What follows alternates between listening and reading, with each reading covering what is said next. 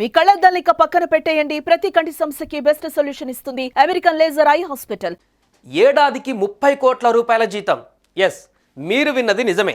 ఆ 30 కోట్ల రూపాయల జీతం అంటే దానికి తగ్గట్లే కష్టం కూడా ఉంటుంది అని అనుకుంటున్నారా? అయితే మీరు పప్పులో కాలేసినట్లే. చాలా సింపుల్ జాబ్. రోజులో 8 గంటలు పని చేయనక్కర్లేదు. కొద్ది నిమిషాలు పని చేస్తే చాలంతే.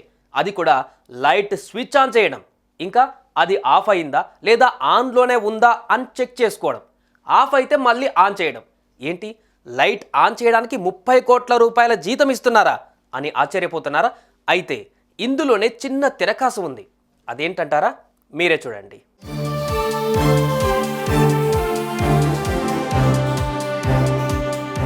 ఉద్యోగం చేసి కోటీశ్వరులు అవ్వాలంటే చాలా కష్టంతో కూడుకున్న పని. కోటీశ్వరులు అయ్యేలోపే ఆ కోట్లు ఎంజాయ్ చేసే ఏజ్ కూడా ఉండదు. బిజినెస్ చేస్తే క్లిక్ అయితే తప్ప ఏ ఐడియాలు వేసినా కూడా పనికిరావు. అందుకే ఈ జాబ్ ఆఫర్కు చాలా మంది అట్రాక్ట్ అవుతున్నారు. కానీ జాబ్ డీటెయిల్స్ తెలిసిన తర్వాత ఎస్కేప్ అయిపోతున్నారు. ఇంతకీ ఏంటా జాబ్? కోట్ల రూపాయల జీతం ఉన్నా ఎందుకు ఎవరు కూడా అక్కడ పని చేయడానికి ఒప్పుకోవట్లేదు?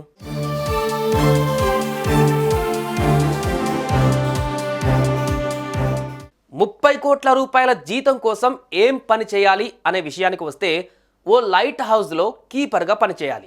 ఈజిప్టులోని అలెగ్జాండ్రియా ఓడరేవులో ఉంది ఈ లైట్ హౌస్.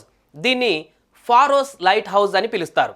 ఇది ప్రపంచంలోనే మొదటి లైట్ హౌస్. గ్రేటెస్ట్ ఇంజనీరింగ్ అచీవ్మెంట్గా పేరుగాంచింది. మరి ఇందులో కీపర్ ఉద్యోగం చేస్తే అంత శాలరీ ఎందుకు ఇస్తారు? మామూలు జాబేగా అని అంటారా? అయితే పూర్తి వివరాల్లోకి వెళ్దాం. ఈ ఉద్యోగం చేసేవారు ఎప్పుడూ ఒంటరిగానే ఉండాలి. అంటే ఆ లైట్ హౌస్లో మీరు తప్ప ఇంకెవరు ఉండరు. తినడం, పడుకోవడం అన్నీ కూడా అందులోనే. నిరంతరం లైట్ వెలుగుతుందా లేదా అని చూసుకోవాలి. ఒకవేళ లైట్ ఆరిపోతే మీ ప్రాణం పోయే అవకాశం కూడా ఉంటుంది.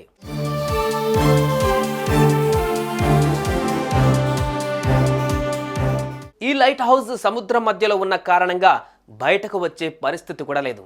ఎలాంటి ఎమర్జెన్సీ ఉన్నా హెల్ప్ చేసేవారు కూడా ఉండరు. దీంతో ప్రపంచంలోనే అత్యంత కష్టమైన ఉద్యోగాలలో ఒకటిగా ఈ జాబ్ను భావిస్తారు. ఒంటరిగా ఉండటం, పక్కన ఎవరూ లేకపోవడం, ఫోన్ కాల్ చేసేందుకు కూడా వీలు లేకపోవడం ఇందులో ఉన్న మైనసులు. ముఖ్యంగా కొన్నిసార్లు సముద్రపు తుఫాన్లు చాలా బలంగా వీస్తాయి. దీంతో లైట్ హౌస్ మొత్తం నీళ్లలో మునిగిపోతుంది.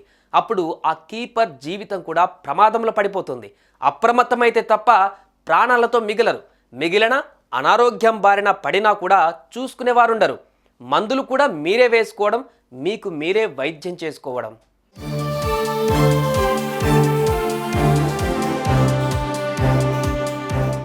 అసలు ఎందుకు ఇంత కష్టమైన జాబ్ ఇంపార్టెంట్? లైట్ హౌస్లోని లైట్ ఎందుకు ఎప్పుడు వెలుగుతూ ఉండేలా చూసుకోవాలి అనే విషయానికి వస్తే, ఇంతకుముందు కాలంలో సముద్రంలో చాలా రాళ్ళు ఉండేవి.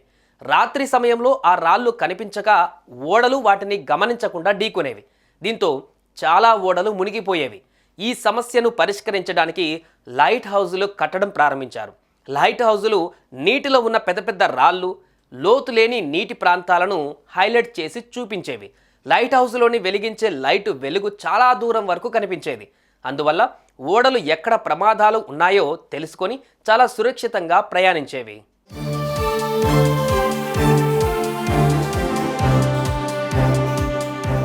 ప్రస్తుతం చాలా అడ్వాన్స్డ్ టెక్నాలజీ వచ్చింది. అయినా సరే లైట్ హౌస్లను అలాగే అందుబాటులో ఉంచారు. GPS సిగ్నల్ లాస్ అయినప్పుడు, లేదంటే బ్యాకప్ నావిగేషన్ సిస్టమ్ లాగా వీటిని ఇప్పటికీ నడిపిస్తున్నారు. మోడ్రన్ నావిగేషన్ సిస్టమ్స్తో పోలిస్తే వీటికి అయ్యే ఖర్చు కూడా తక్కువే. ఫారోస్ లైట్ హౌస్ను నిర్మించడానికి చాలా ఏళ్ల సమయం పట్టింది. దీని నిర్మాణానికి చెక్క, రాళ్ళు, ఇనుము వంటివి వాడారు. లైట్ హౌస్ లోపల పెద్ద మంట వెలిగించేవారు. ఆ మంట వెలుగును లెన్స్ సహాయంతో చాలా దూరం వరకు స్ప్రెడ్ అయ్యేలా చేసేవారు. అప్పుడు సముద్రంలో ఇవి లేకపోతే ఎన్నో ప్రమాదాలు కూడా జరిగేవి.